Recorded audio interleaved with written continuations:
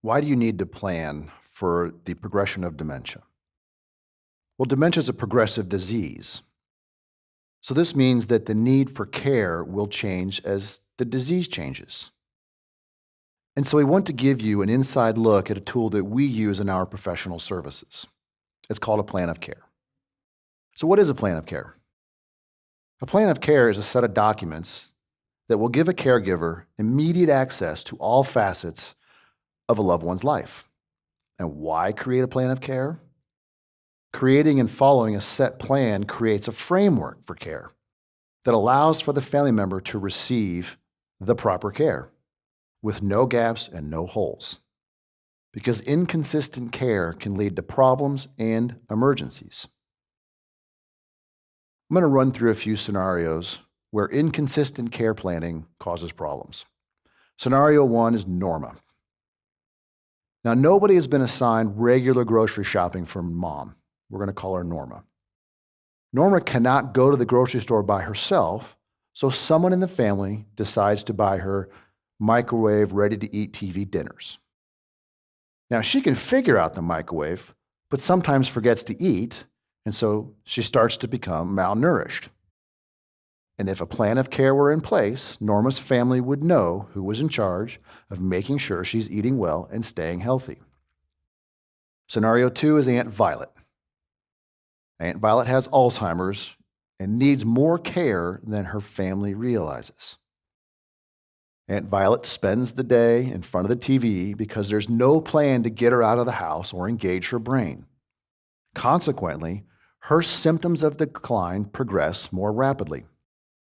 And if a plan of care was in place, Aunt Violet would be getting out with family and friends. Scenario number 3 is Dad. Like all dads, he's stubborn and claims he can manage his medications all by himself. Little does the family know that at times he forgets to take his morning medications. And when he remembers to take his evening medications, he sees the morning ones there and decides to take them both. Family members start to notice some odd behaviors, but don't realize they are related to the missed medication. And if the plan of care had been in place, caregivers would know to monitor his medications. So how do we organize and plan? Well, at Thoughtful Care, our first step in providing our care is to go to the client's home, assess the living situation, and create our plan of care. Our professional assessment is much more comprehensive because its intent is to manage the care of the client that has hired us. But you can create a simple plan of care at home. And when the time comes for more in-home care, this plan will ease transition for the professional care provider. So let's get started. Bring the family together and figure out roles for each of them. Now, some people are more suited for organization, and some are better at following directions. Recognize those roles. The plan of care can be created in a Word document or a shared online document that all family members should have access to. Furthermore, put the plan in a notebook in the home for all caregivers to read.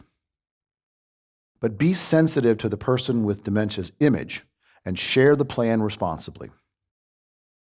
So step 1 is identify your challenges and issues: medication management, dietary issues, safety in the home, hygiene, transportation, and activities.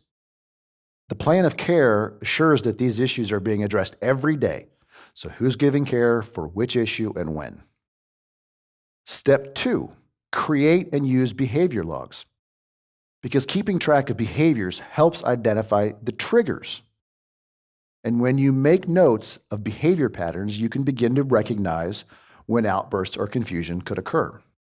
For example, your behavior log might show that every day around 4 o'clock, there is a behavior. It just so happens to coincide with the neighbor's daily visit.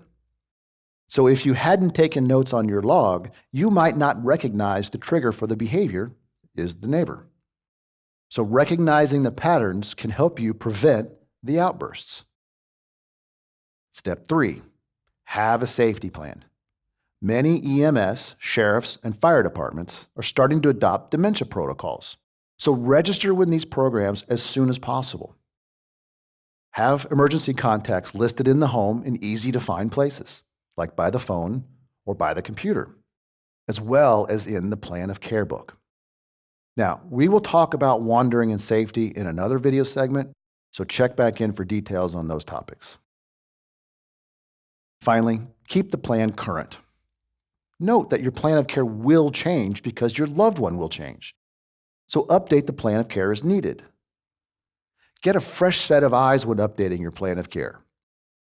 Family members who can give an outside perspective, like those who live out of town, might see changes that those on the inside don't see.